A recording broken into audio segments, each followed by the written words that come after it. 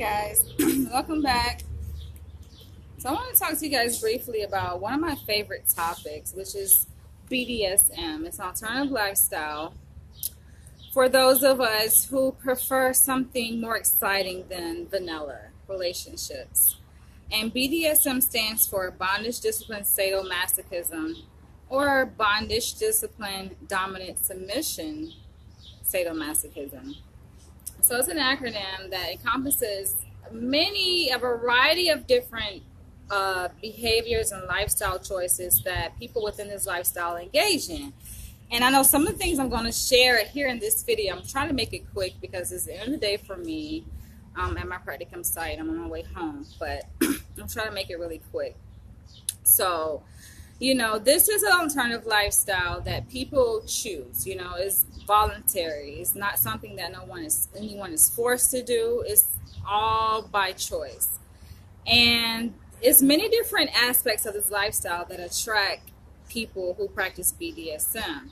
I was initially introduced to the lifestyle back in 2014, and it's funny because before, I think I had certain qualities of a submissive. I just didn't know. I didn't have a name for it. I didn't know that there was a name for this lifestyle. I didn't know exactly that there's a whole community surrounding, this interest, this particular niche, this interest that a lot of people living in America and even across seas internationally are involved in BDSM.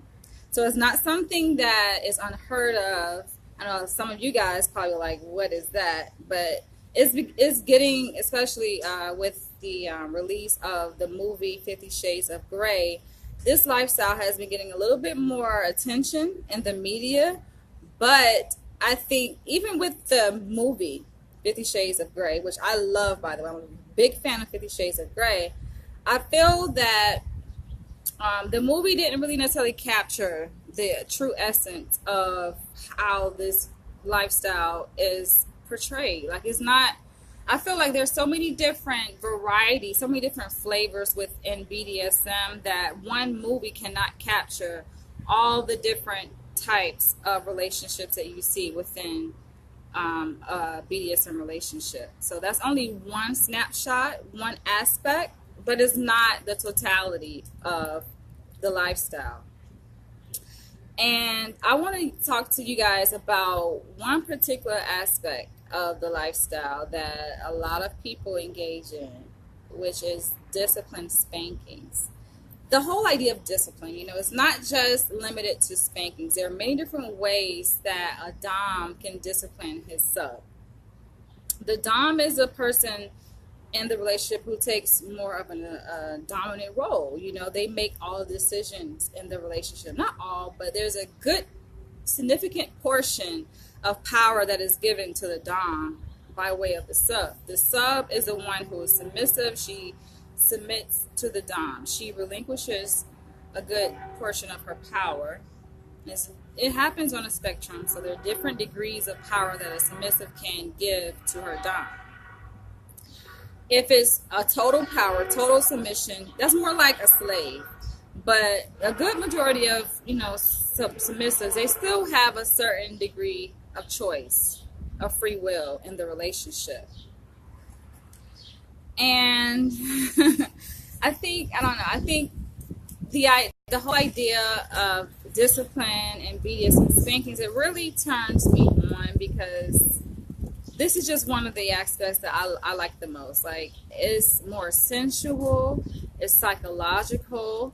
I think the discipline is what bonds the submissive to her Dom. It's a mechanism for being able to develop a strong connection with the Dom. And not only that, but it establishes structure within the relationship, which I think is one of the most important things in a DS relationship. The structure has to be in place. The ground rules have to be laid. And initially, when a Dom takes on a new sub, there are ground rules that he puts out there, and he does it through discipline. And again, like I said, discipline can take many different forms and many different shades of discipline that you see. There are spankings, You know, you have doms that will send a submissive to stand in the corner. Sometimes it can be closed, sometimes it can be unclosed. By the way, this video is for adults 18 and older. This is a very mature topic, subject matter, so this is for mature audiences only. But you know, doms will send their submissive to stand in the corner, sometimes clothed, most of the time is naked, you know, and it's not necessarily to put her down, you know, like this is a key thing, because I think a lot of times fake doms, right, or people who misinterpret aspects of this lifestyle, they get it twisted. So they assume that it's all about, like, a lot of times what attracts certain dominant men, which they're not really doms to begin with, but what attracts certain men to this lifestyle is that they get off on trying to put someone else down. They want to make someone else feel less than or inferior to make themselves feel better for different reasons that aren't really healthy. So I want to definitely warn you guys against those kind of people or men, you know, and it can be women too. The roles aren't necessarily gender specific, but that's something to keep in mind, because the behaviors, the things that you see within the context of a DS relationship it shouldn't be done out of anger. So that's a red flag. Anytime you see a dom disciplining his sub and it's out of anger or it's out of jealousy or hatred, you know, or his own insecurities, then that is a problem. That is a major, major problem. Everything should be done out of love, out of sincerity and care towards each other, you know, and that's where this kind of relationship can put one at risk. There's a sometimes high incidence of abuse in the context of these kinds of relationships, because people misinterpret their role, they misinterpret the whole nature of this kind of relationship, assuming that it's all about, you know, taking control over another individual and dominating that person and getting your way and making a person submit to you because you're so superior. It's not about that. You know, this, just like any other relationship, just like most vanilla relationships, it's supposed to be founded upon love and care and trust. So those things are really important. And if those things are in place, then everything else can kind of follow. And when a dom disciplines himself, like I say, it can be in the form of a spanking. Sometimes the dom will basically restrain the sub with her permission. So she's in physical restraint and bondage. You know, usually sometimes they use rope, you know, can use handcuffs, but a lot of times rope is used because you can just maneuver a little bit better and do more things with rope than you can with just a pair of handcuffs.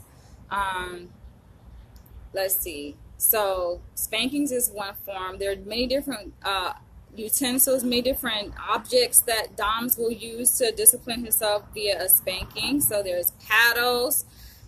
You have whips. A lot of women like getting spanked or beaten with a whip.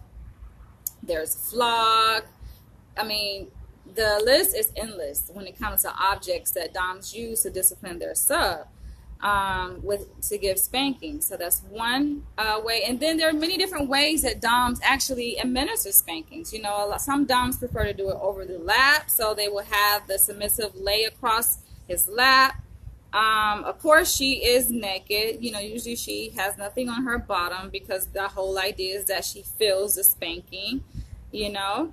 That's a whole sensual part of it, but a lot of doms prefer over the lap spanking. Some actually will have the submissive lay on her stomach across the bed, unclothed, and he will give her a spanking like that. It's usually on the butt though. You have some, I mean, it varies depending on the relationship and the agreement, because all of this is consensual. None of this is just one-sided where it's just one person who wants to do this to another person. But no, every person involved in the relationship and this kind of dynamic of a relationship has given mutual consent, has given the person permission to do this.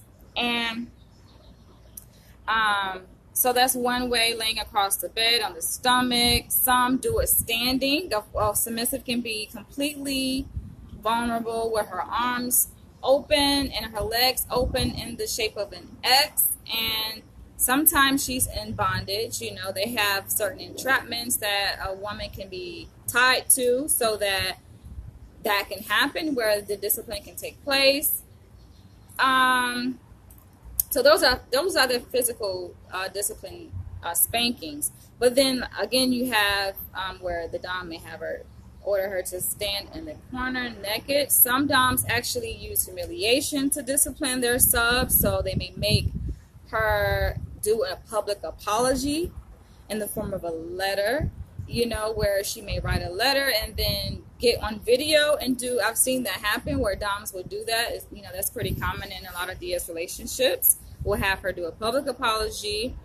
Sometimes even not just like, let's say online in the form of a public apology, but actually like face to face. So they may humiliate her in front of a group of people. They can be at a restaurant.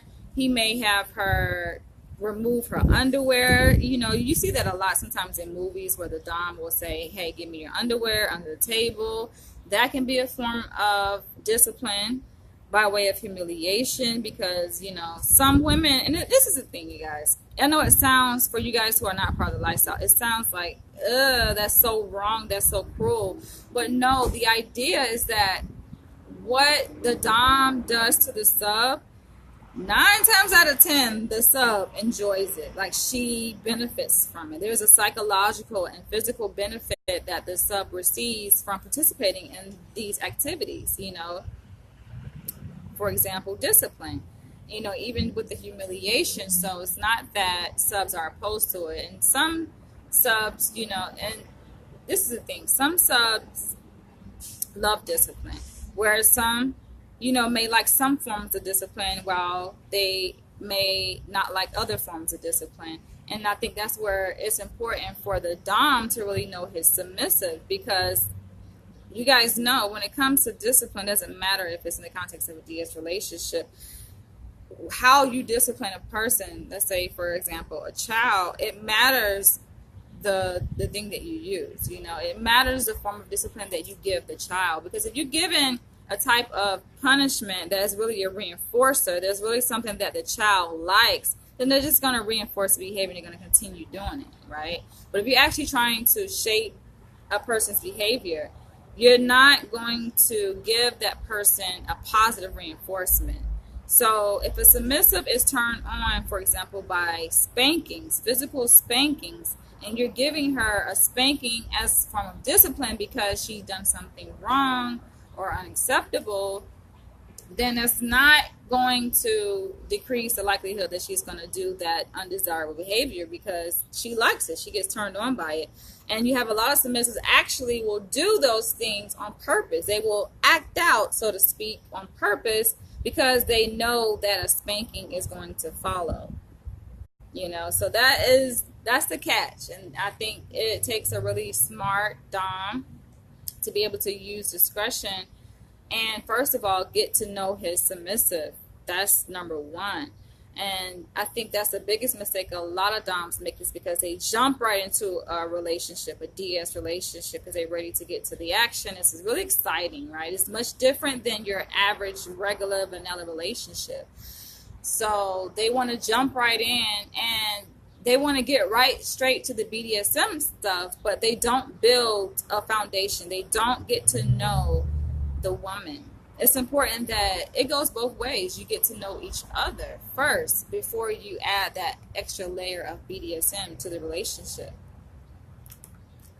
Because if not, you're just going to run into problems anyway. You'll find out that you will run into problems if you jump the gun and you go out calling yourself trying to call the shots and give discipline, but you don't know this person that you're dealing with, right? So definitely having that connection. But in terms of discipline and how it feeds into structure, I think one of the really good tools, one of the really good mechanisms that you see within a lot of DS relationships that doms do is that the way they establish structure within a relationship is very particular. It's very specific. So they will have check-in. They will have rules where the sub has to check in at a certain time throughout the day. You know, I'm not going to go too much into detail about my experience as a submissive, or my previous experience as a submissive in my previous DS relationships, but I will say this, that in my first relationship, it was more like a mentor relationship that I had with my Dom. He actually did set rules, you know, guidelines in terms of times that he expected me to check in. So there was, you know, a morning check-in, there was an afternoon check-in, and there was an evening check-in. And let me talk to you guys briefly about the check-in.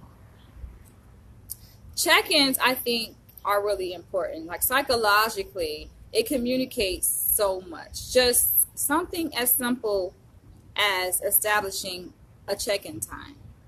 That is so significant to the bonding in a relationship. Not only that, but establishing structure, establishing trust. I mean, there are many benefits, you know, and purpose for behind establishing a check-in time.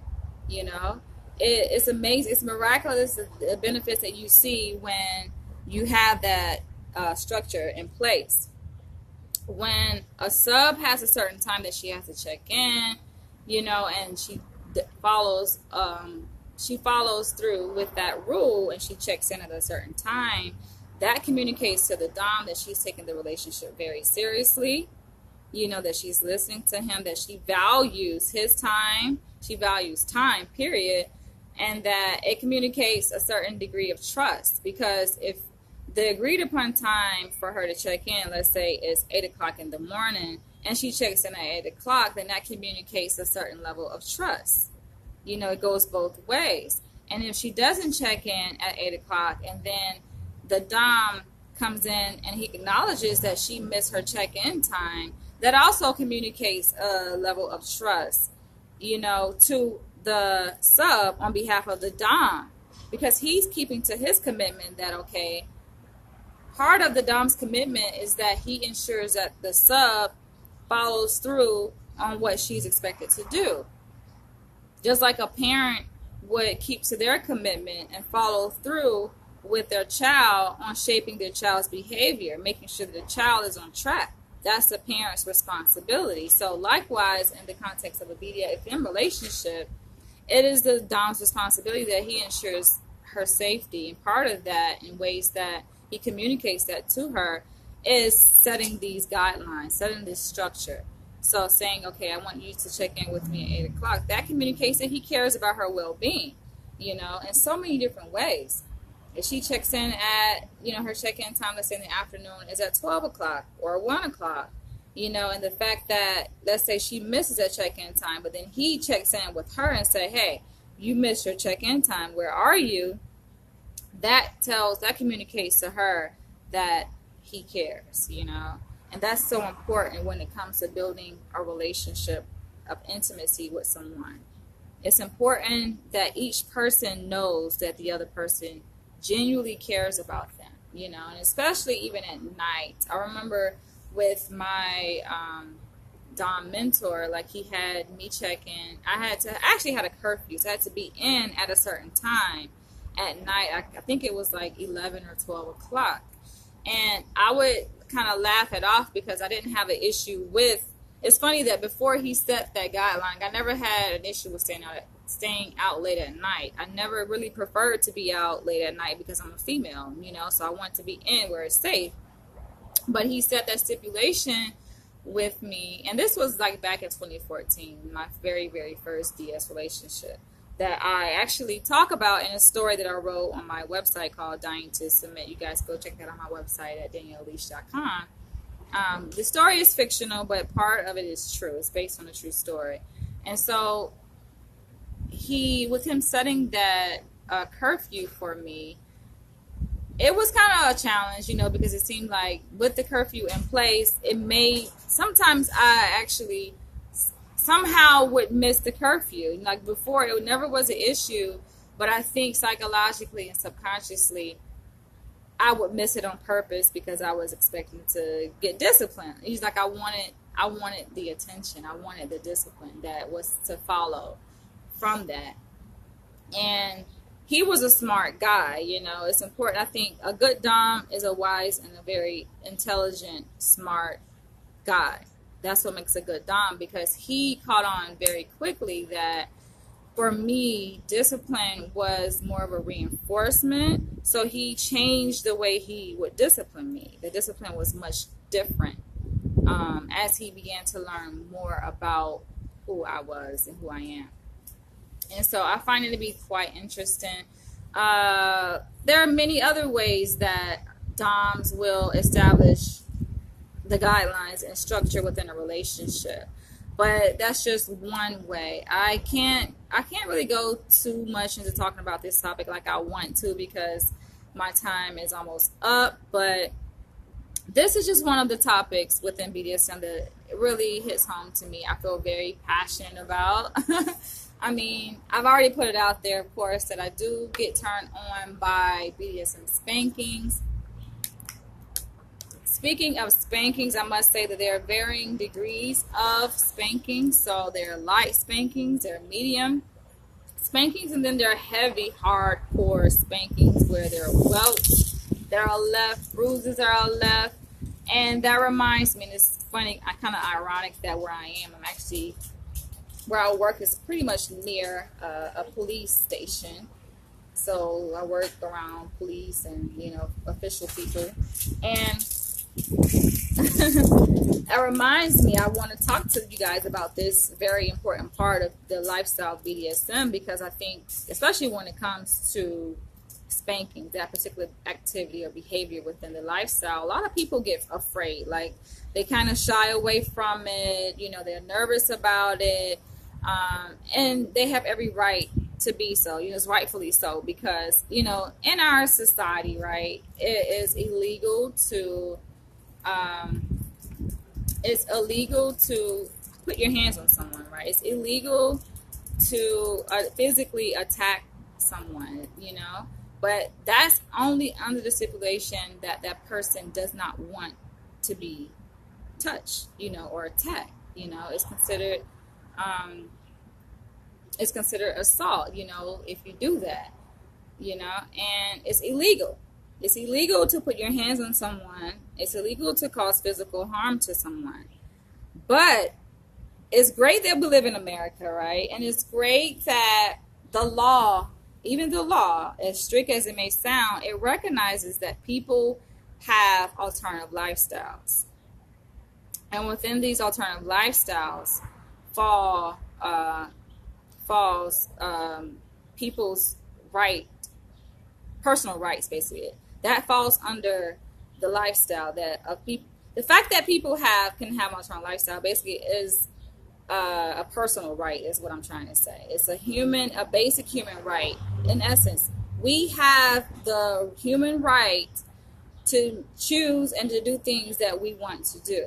You know, as long as we give consent, as long as we have agreed to do it. You know, that's like, for example, you guys go to circus shows and you guys see on TV that there are all kinds of these talented people that do all kinds of weird things that for most people in the general public, it may be legal to do that. Like, say, for example, to set yourself on fire. You know, you try to set yourself on fire, somebody may try to Baker Act you, that's what they call it in the East Coast, or 5150 they call it out here on the West Coast, where they basically involuntarily get you hospitalized, you know, because you're a threat to yourself, a danger to yourself, a suicidal threat to yourself, right? But within the context of entertainment, it's perfectly fine. So that's where it's important that people in the lifestyle, and even people who are considering this lifestyle, familiarize themselves with the law and know what's acceptable and what's okay, and it's perfectly fine. Where we are at now with respect to the BDSM movement, because it is a movement, just like the LGBT movement, they have their rights. They actually fight, they lobby to get laws passed so they can be able to engage and participate in certain activities that they feel they have the right to do. Same thing with BDSM. There's a movement behind it. There's a whole social, political movement behind BDSM where people are fighting and lobbying for our own rights, our personal rights, the right to engage in this alternative lifestyle and to participate in the behaviors and activities that, make us happy. It's like to say, who's to say that we can't, if we want to, be spanked by our partner, or to undergo certain activities that the general public may look at as harmful or bad, but within our lifestyle, it's perfectly normal. And not only that, but with certain presumably dangerous behaviors within the lifestyle, there's always this issue of safety.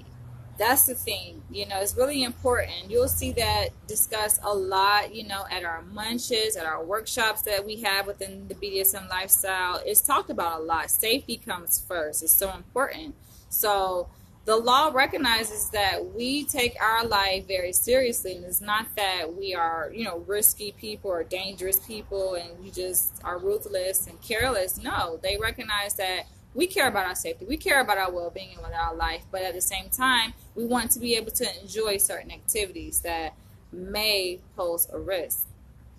For example, you have certain activities. Let's say, for example, there is an activity within BDSM where, now I don't engage in this, but hi, Asi, you actually have submissives who like to be choked, So that will be one type of activity that one would have to take note of safety for, Not only that, I figure all activities, because the dynamic of these types of relationships can be so risky. Like it like I say, it can kind of border along the lines of abuse if you're not careful. And even the most, I think, threatening aspect of it is the psychological aspect, of what can happen to a person psychologically if they are unaware of certain things in the lifestyle, that they're going through. Self-awareness is so important. So unfortunately, I can't go on and on like I would like to and more in depth about this topic, but I just did want to kind of put that out there to share with you guys, because I know some of you guys have been asking me about my interest in BDSM and the whole idea of BDSM spankings, which is my favorite. Like, I love it. And I appreciate the fact that the law, is like God in our country, the law, but they actually respect and appreciate. And it's funny that you will be surprised the number of people who are a part of BDSM lifestyle.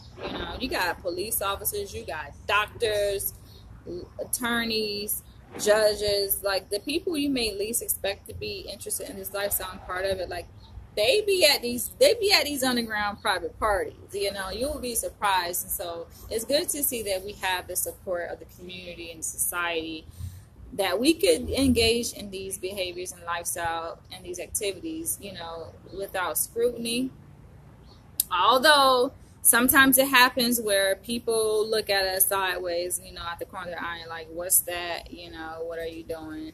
Even I had that experience since I've been a PhD student in my program, where actually, one of my colleagues came across my website and was just like, whoa, and I had to explain to her, which is unfortunate, but a lot of people just don't know about BDSM. And I feel like that's my role, even as a budding psychologist, is to get the word out there, to make this lifestyle not so secret, to make it not so taboo.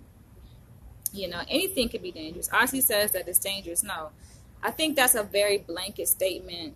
That's almost like saying LGBT is dangerous. That's a very blanket, uninformed statement. I would say, yes, certain aspects of the lifestyle may be dangerous, but BDSM in and of itself is not dangerous. And I feel like people are just miseducated and not informed. That's the whole purpose of me doing videos like this, to educate you guys, because a lot of you guys, the way you educate yourselves is through Google. And I feel like, yes, Google is a start, but it's not the end all be all. So if you just even after this video ends, you do a quick Google search and type in BDSM, chances are the first thing that's going to come up is some porn video, and it looks dangerous. You see the porn video, you're like, oh, that's BDSM, you're into that. And it's just like, no, that's not. That's only one exaggerated example of BDSM. That's not BDSM. To know BDSM and to understand it, you really have to talk to people like myself who are a part of the lifestyle to get it. What you guys see in those porn videos, unfortunately, that's entertainment. That's almost like to say, to look at the regular vanilla porn videos that most of you guys watch and to say that that's how sex is supposed to be. We know that's not how sex is in most relationships, but that's just entertainment. So I don't want you guys to get confused into thinking that that's what the lifestyle is about, because that's not what it's about. If anything, BDSM is more psychological. It's more up here. And if we could begin to understand what attracts people to the lifestyle psychologically and not cast judgment, because a lot of times people make assumptions and they assume that, oh, you must be in this lifestyle because you were abused, or you must be in this lifestyle because you feel insecure, or you have, no, that's not necessarily what the case. If anything, ultimately, I think people are attracted to this lifestyle because there's something within it that resonates with them. It's something that turns them on. It's just the way that they are wired. They have certain interests. And I'll leave it at that. You know, everyone has their own taste. Some people, I think a good majority of you guys kind of prefer the equal exchange of power, 50-50, right? Whereas some of us would actually prefer to relinquish our power and give it to another individual, and that's fine. You know, you just have to be careful in doing that. I think, you know, there's certain precautions that one must take in giving up power to another person. But I've made a video also about the dangers of dating, you know, a dominant man, especially one who has a certain degree of narcissism, which is a whole nother topic, you know. But a good dom, although he may be hard to find, they do exist, you know, and it's possible to have a healthy BDSM or DS relationship. You know, it's very possible to have a healthy relationship with someone and have a certain degree of exchange of power in that relationship, and for both people to be happy. All right, I gotta go. That's it for today. I will catch you guys in the next video. Feel free to share your comments below. Share this video with all of your friends and family. And if you are a part of the BDSM lifestyle and wouldn't mind sharing your experience as a sub, as a dom, as a slave, as a pet, as a master, whatever you are, I welcome you to share. Some of you guys actually own blogs like myself. You know, I started a blog to share my experience. You say no wait. So what's your question, Aussie? I have to head. I'm in the valley. I gotta get ready to head back to Hollywood. My work day is finishing up. So if you have a question, feel free to drop it below real quick, Aussie, because I do have to end this video. It's one of my favorite topics. I feel very passionate about it, but sometimes I do get offended because I'm like, people misjudge, people misunderstand. That's why we have a community. There's a community for people who are in the lifestyle, people who get it. And even sometimes within the community, there is some judgment. But for the most part, the community is pretty welcoming. You know, that we get it. We understand each other. You know, there's no explanation needed because we get it. So I will post a link to my blog below. Some of you guys already came across it. And I know it's funny because it started off as a blog. And I started it because my first dom actually asked me to. It was like, I want you to start to blog your experience and, you know, online. I want you to share it in a journal. And the journal for me was a blog that I wrote, and he would read it, you know, and that's how we would connect and be able to build our relationship with each other.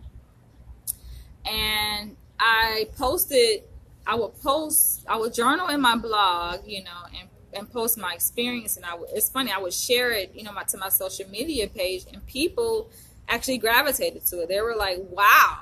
They were like, is this you? And I couldn't say if it's me, if it's not me, because like I say, and I'm still going to say, this story is fictional. It's based on a true story. You know, it's based on my personal experience, and not just that, but observations of other relationships, DS relationships, but primarily it is based on my experience. And people were shocked. They were just like, oh my gosh, I got a lot of support from people, from most people, you know, in my network. They were very supportive. You guys can go and read the comments on the blog. You know, there are a lot of comments that were shared, and they just really took to the story. They really got engrossed in it because this is the way I wrote it, and not only that, but what I shared. You guys will go see. So it's basically, to get to it, and I will post the direct link below, but it's DanielleLeach.com. It's my name, DanielleLeach.com. You also can find my website right here on my Facebook page and also via my YouTube channel. I share the link to my website. Click on, I think it's on the homepage. You guys can begin reading from the beginning of the story on my homepage, but I will post a link below so you guys can start reading the story if you would like to read it. And I know you guys are going to be like, what is this? Because it's so foreign to you guys. It's just so foreign. So sometimes I feel like I just live in a totally different world than a lot of people, you know. Because the BDSM community is still kind of, it's very a niche community. It's very small.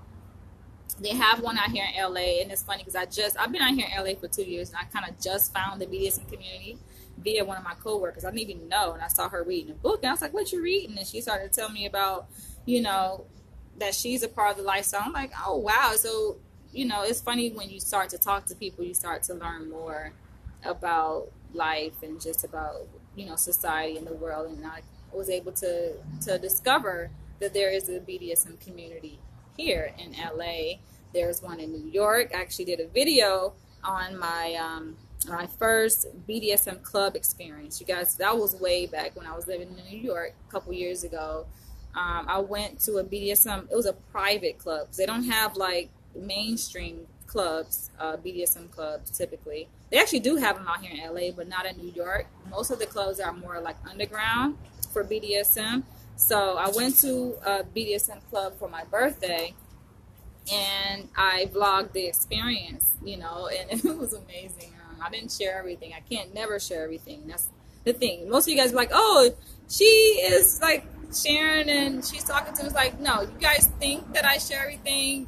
I barely even touch the surface. You know, you guys don't even have a clue. You guys think you guys know me, but you don't have a clue. So I did share some parts of my experience at the club, and it was wonderful. That's all I can say. It was wonderful.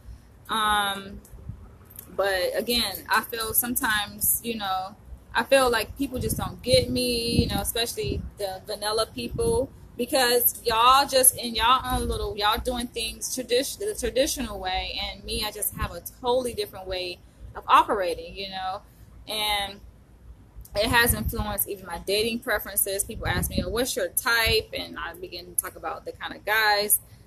You said that would be it's a great read. And the good thing about it is that it's short. So it's you could probably read it in less than an hour. You know, it's a blog, so it's online, and you're going to have to click to go through it. You know, it's like every time you click, you basically, it's like turning a page. Look at it like that. So you read one blog, it's going to take you to the end, and it says to be continued, and it says click here to keep reading. So every time you click here, just look at that as turning the page to the next page. But it's a really good story to digest, and I ain't gonna lie, y'all, a lot of people who read it say that they were turned on physically, like sexually, by reading it. They got turned on, meaning they wanted to go and try out some of the things that I talk about in this story, you know. So I warn you guys now, you know, for you guys who are a little bit walking the straight and narrow, I'm telling you, you read this story, you're going to be turned out.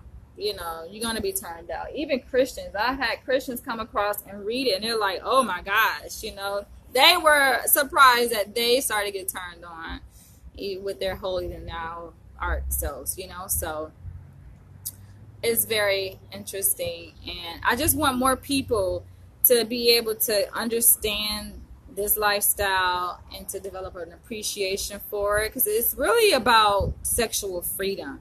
You know, if anything, it's like I am the poster child for being able to freely express yourself sexually. You know, I'm all about sexual freedom, you know. And again, like I say, a lot of you guys ask me what's my ideal type of man, and once I begin to talk about the kind of man that I like, and the whole thing about, you know, the financial responsibility and who should pay the bills. And you guys are like, what?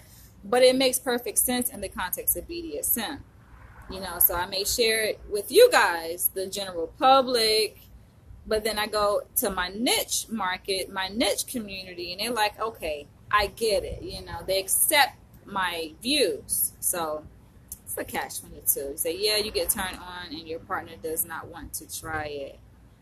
Well, I don't have a partner right now. I'm single. But you saying if you get turned on and your partner doesn't want to try it, and that's a whole nother thing. You might have to find you somebody else. You might have to get a divorce. I don't know. I'm not here to break up no happy homes, but it's all about you being happy, you know. And I feel like that's where you have people who decide to step outside their relationship because they have certain needs that have not been tapped into, that aren't being met with, ooh, y'all see the time, I got to go. But people have certain needs that are not being met within the context of their vanilla relationship. So they, you know, they step outside to get those needs fulfilled. And it's not just sexual, you guys. So stop. Don't always think sex. Sex, yes, is a part of it, but it's more psychological than anything. All right, I do have to go, y'all. I really do got to go. But I love you guys. I will catch you guys in the next video. Share this video, and I'm going to post a link to my blog below. Bye.